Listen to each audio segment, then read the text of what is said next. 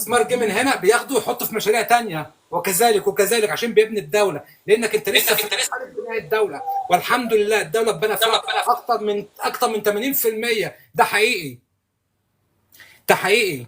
اكتر من 80%. لو انت مش شايف يبقى اسكوز والله امال، انتوا ما يبقى انت اديتنيش انسان فرصه ارد متخلف. عليه، ده اقسم دول. بالله انا يا استاذ انا بمسكهم اسستفهم، او اقسم بالله انا بسستفهم. بالظبط بس كده. المشكله اللي الاستاذ احمد شوف دخل في حضرتك الكلام، العاصمه وانا عماله الجديده، اقول شوف يا استاذ العاصمه احمد انا هرد الاداريه، عليه، انا هرد عليه. شوف العاصمه الاداريه، شوف بقيه العالمين، شوف كل الكلام ده. ولغايه الان، لغايه الان لسه دبي بتبني في نفسها، لسه ما زالت. يعني دبي مش كل دبي على فكره. لو شفت دبي هم مدينتين بس اللي فيهم كام برج. ده حقيقه. لا، اللي انت عملته يبني دوله كامله كامله من اساسها. بص يا غبي، وشوف الدولة العربية اللي حواليك اللي هي نفس مستواك، مش دولة يعني دولة بترولية ولا عدد سكانها نفس عدد سكانك. انت قد 3 دول، انت قد 3 دول خليجية، بل 4 كمان، يا بل فندم. اكتر.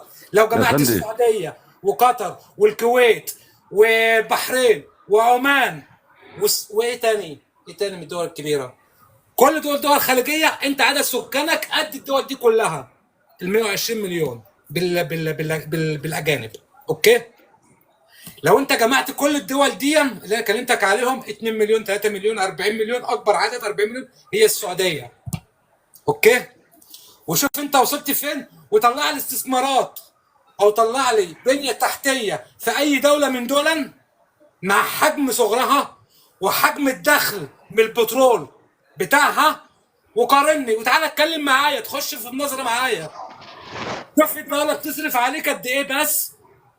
يعني يا ربي، يا جماعه يا جماعه لما تتكلموا مع حد اتكلم يا ريت. اتكلم، انا سامعاك وعامله نيود، اتكلم براحتك خالص فيا اتكلم. ريت يا ريت لما يتكلموا مع حد تيجي تقول له تعالى كلمني عن الدول اللي نفس مستواك، والله بل انا برد بالعكس. عليهم، انا بديهم بالشباشب فوق دماغهم بالظبط اقسم كده. لا بالله، بس بالعكس. لازم. شوف انت في دول عربيه اللي انت ما تفهمهوش عايشه في استقرار، ما حدش بيسمع عنهم حاجه.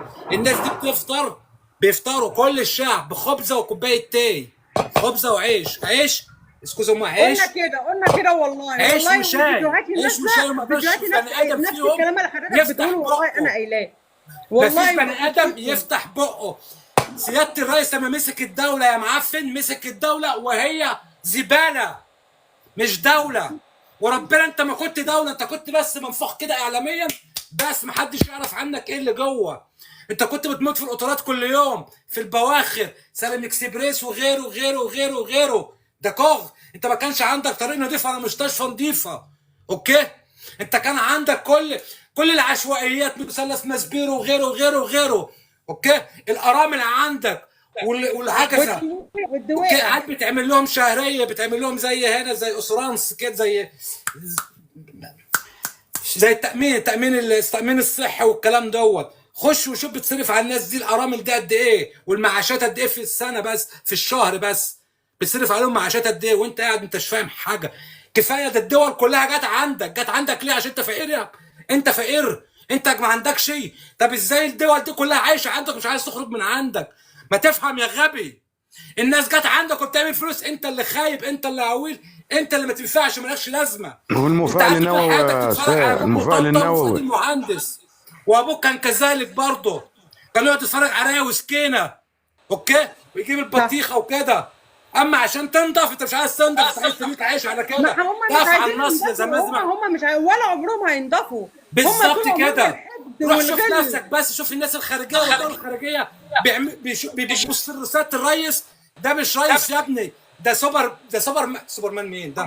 حاجه من عند ربنا، مش هتتعوض تاني خلاص، مش هيجي لك تاني خلاص. واللي اتعمل ده ما اتعملش من اكتر من 70 سنه فاتوا.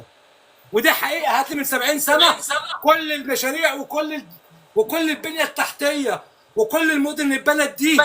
اوكي. هات لي من 70 سنه فاتوا، هات لي كميه المشاريع دي وكميه البنيان وكميه التحضر اللي انت وصلت له. اكتر من 50 سنه الجيش بتاعك كان متهالك بعد حرب 73.